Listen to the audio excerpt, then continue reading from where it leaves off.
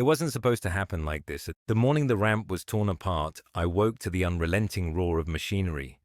A bulldozer grumbled and growled outside our house, its metal jaw grinding the carefully constructed wooden ramp into splinters. My mind reeled as panic pulsed through me. I threw on the first clothes I could grab and bolted outside. There they were, Karen Wilson of the Mulberry Lane HOA's, clipboard in hand, her deputy Diane standing smugly to her right, and Trevor, the HOA Treasurer, nervously pacing to her left. Karen's hired work crew moved with mechanical efficiency, tearing apart what had been my sister Mia's lifeline to the outside world. "Stop this," I shouted, my voice cracking over the cacophony of destruction. "What the hell are you doing?" Karen turned toward me with that practiced smile of hers, all teeth and no warmth. "Good morning," she said with a veneer of fake politeness. Her tone made it clear she wasn't sorry. "I'm afraid this structure is in violation of HOA guidelines. It's non-compliant with aesthetic standards set forth in the Mulberry Lane bylaws." I could feel the heat of anger rising to my face. "It's a wheelchair ramp," I spat. "My sister needs it to get in and out of the house. You didn't even give us a warning. Isn't that supposed to be required?" Karen's smile tightened. She raised her clipboard as if it were a shield. "I'm afraid you were notified of the changes several weeks ago," she retorted. "You must have missed the HOA memo. This sort of unsanctioned modification requires prior approval." She gestured to the pile of wreckage that had once been my sister's freedom. The ramp would have needed to be aesthetically aligned with the other homes on the block. Unfortunately, it was an eyesore. My chest heaved. Beside her, Diane chuckled under her breath, and Trevor avoided my gaze. "This is wrong," I said, my voice trembling with rage. "You've ruined her mobility over some arbitrary, ridiculous rule." Karen arched a brow and leaned close, dropping her voice so only I could hear. The sweetness in her tone curdled into menace. "You'll want to be careful, dear. Non-compliance can escalate to fines. But, of course, we're always happy to work with homeowners who follow proper channels."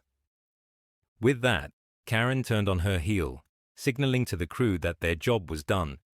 The bulldozer rumbled away, leaving me standing in the wreckage of what used to be Mia's independence. Mia came home that evening, her exhaustion palpable as she maneuvered her wheelchair up the makeshift plywood ramp I'd hastily assembled. Her silence weighed heavily in the air as I stood by the door, waiting for her to notice. She paused at the threshold, her eyes slowly scanning the remnants of her ramp lying in splinters along the sidewalk. For a moment she said nothing. Her hands remained still on her wheels, her body unnervingly composed. "They really did this?" she asked, her voice calm but cold, the words slicing through the air like a knife. She didn't even look at me. "Yeah."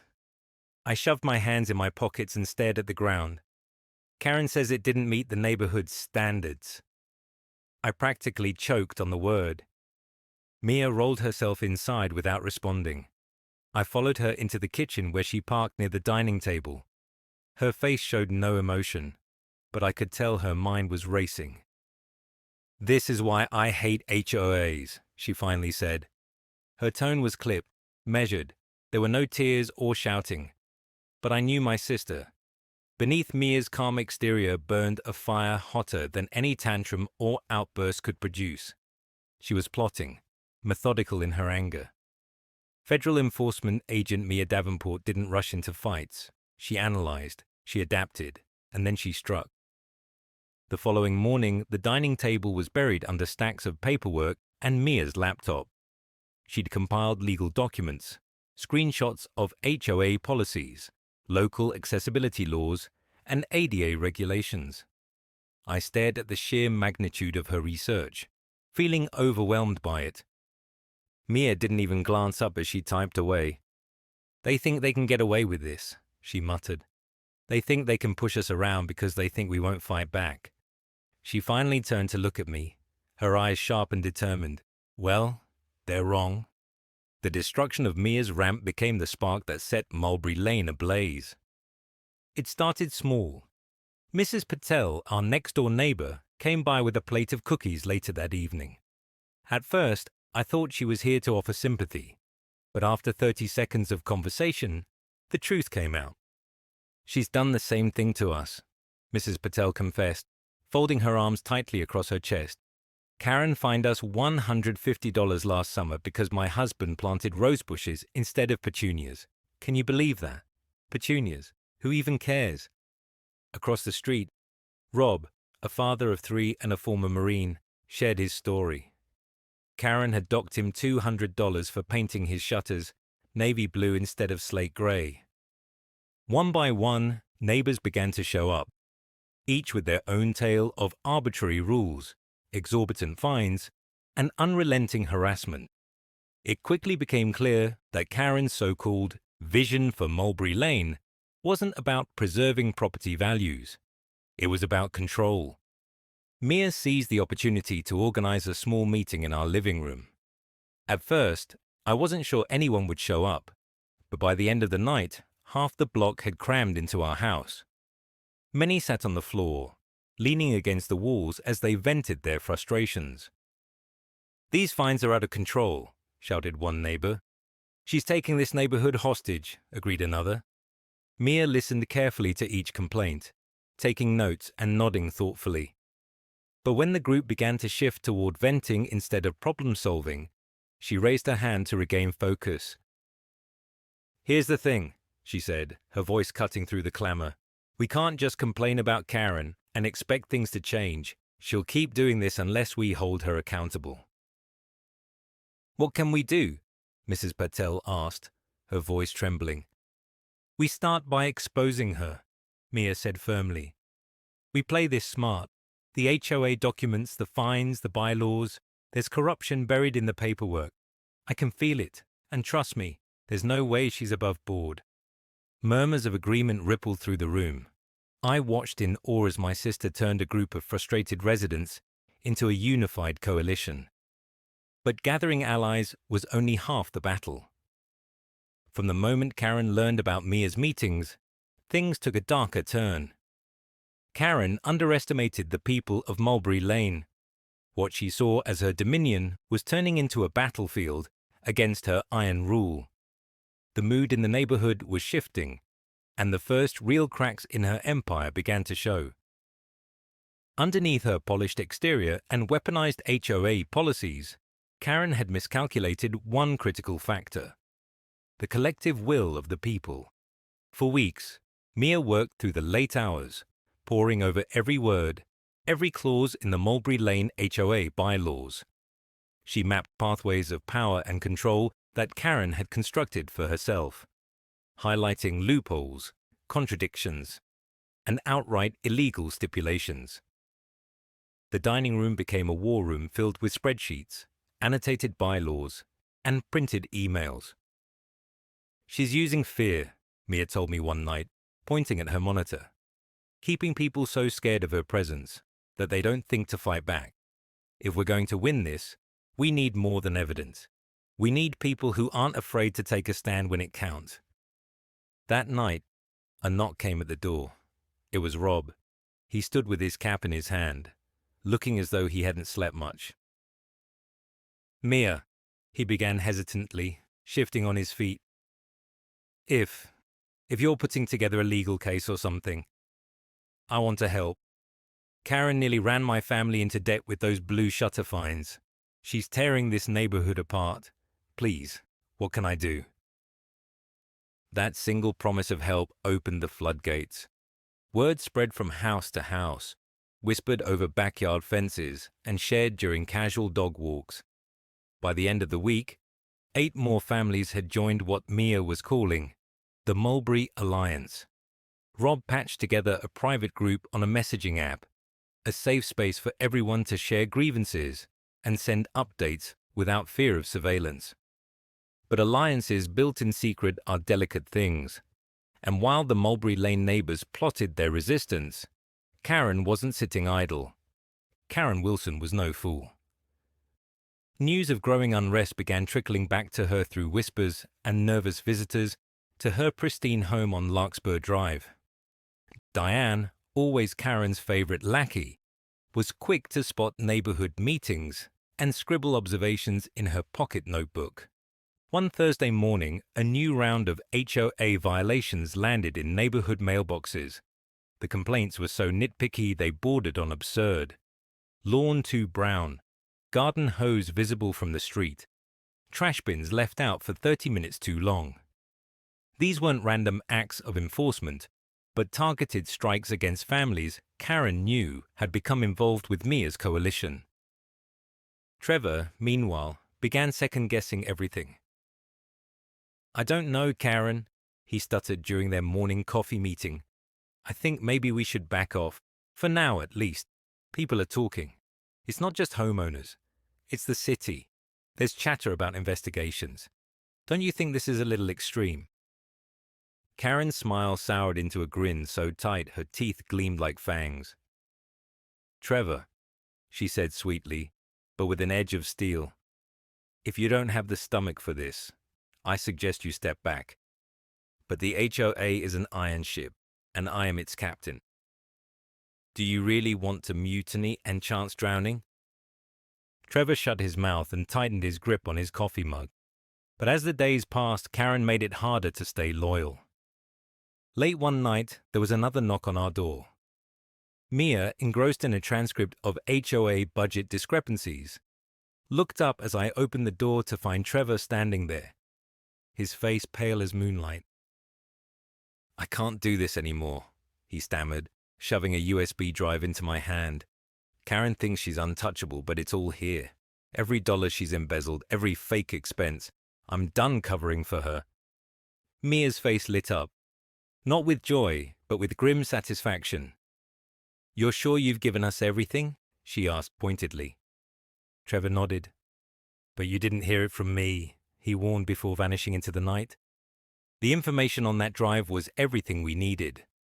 Karen had been funneling HOA dues into personal luxuries, from pricey spa retreats to furniture for her meticulously landscaped garden. The discrepancies were blatant, the proof damning.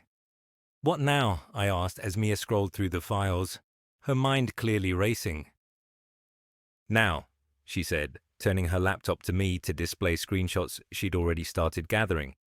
"We take her empire down brick by brick." The Mulberry Alliance shifted from strategy to action. Mia's background as an investigator was bolstered by the growing coalition's input.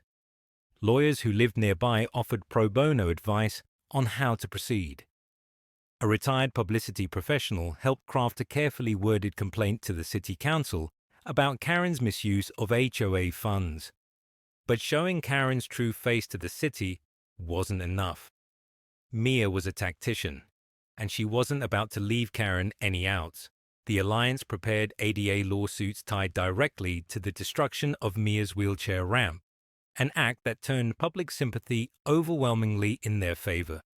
Once the legal paperwork was in motion, Mia made her next bold step. She secured a meeting with a local journalist who had been looking for a hot community story. That story plastered Karen Wilson's name across papers and news sites, labeling her as a power-hungry tyrant who went too far. Karen's fragile control began crumbling.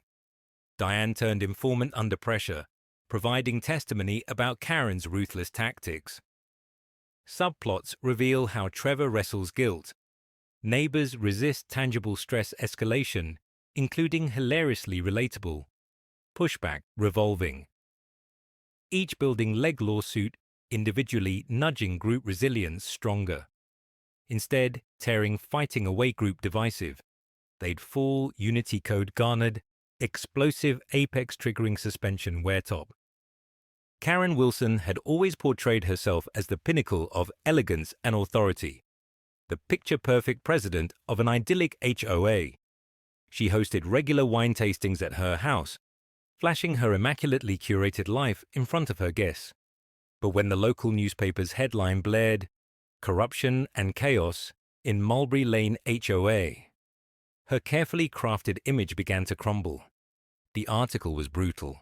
It painted a vivid picture of Karen's house, of lies, and the pattern of greed and intimidation that had ruled Mulberry Lane. The journalist, Darlene McAllister, had spoken with dozens of homeowners, including Mia, Mrs. Patel, and Rob. There were stories of arbitrary fines, racial discrimination cloaked behind HOA rules, and, of course, the infamous wheelchair ramp debacle. People are calling it the ramp scandal. Darlene had laughed as Mia shared the full account during their interview. It's just so brazen and heartless. This story is going to blow the roof off her little empire. And it did. The day the article went live, Karen's phone rang incessantly.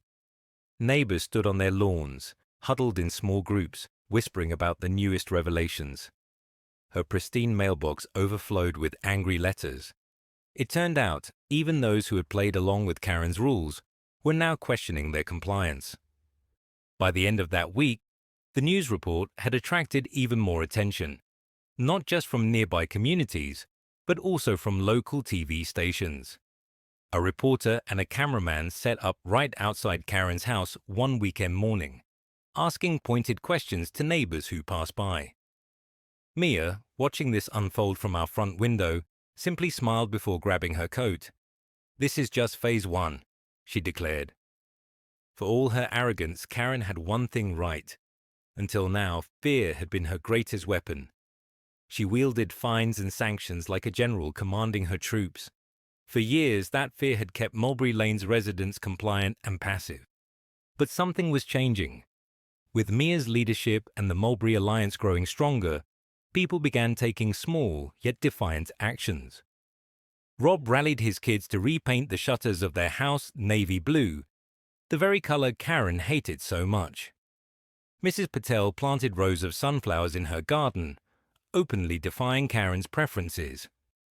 Other neighbors quietly spread word about HOA meetings, demanding a vote of no confidence to remove Karen from her position of power. Yet Karen wouldn't step down without a fight.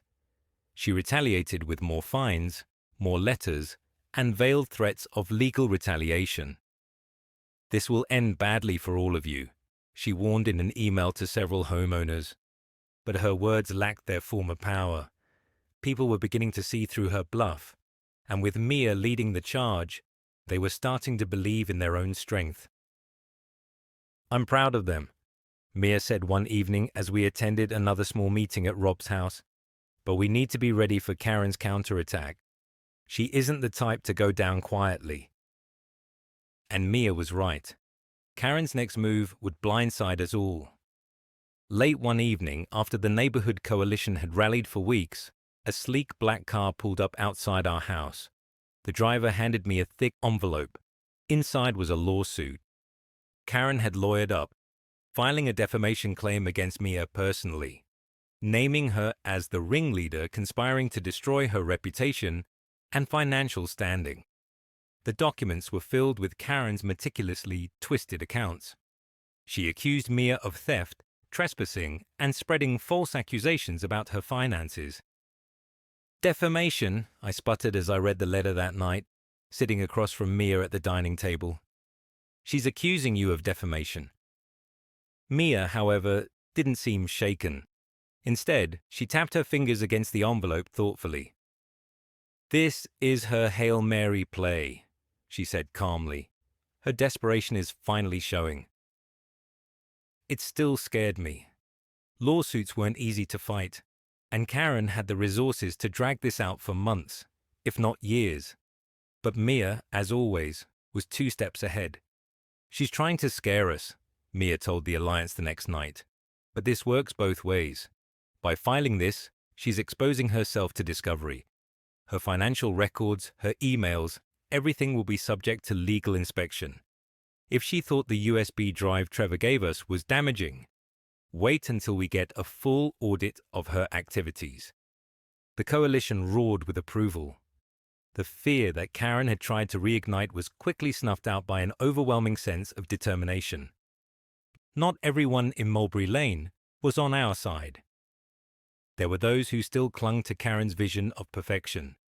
Neighbors who whispered about how all this noise was embarrassing and ruining the neighborhood. One of these people was Diane. Though ostensibly Karen's most loyal supporter, Diane had grown increasingly paranoid as the alliance's actions gained traction. Cracks were starting to show in her conviction. Finally, one fateful afternoon, Diane broke. She showed up at our house, wringing her hands and looking far more disheveled than usual. "Karen's gone off the deep end," she admitted, her voice barely above a whisper. This was the moment Mia had been waiting for. "What do you want, Diane?" she asked bluntly. "I want immunity," Diane blurted. "If this lawsuit escalates, I'll testify against Karen, but I need to know I won't be implicated." Mia's eyes narrowed. Diane had spent years aiding Karen in her schemes, delivering violations and doling out fines with a cruel smirk. She didn't deserve an easy out, but Diane's testimony could provide critical leverage. Mia glanced at me, her face betraying nothing. When she turned back to Diane, she spoke carefully. "We'll consider your terms, but first, you'll give us everything you know." The story continued to spiral in stunning turns. Diane's betrayal proved to be a treasure trove of damning evidence.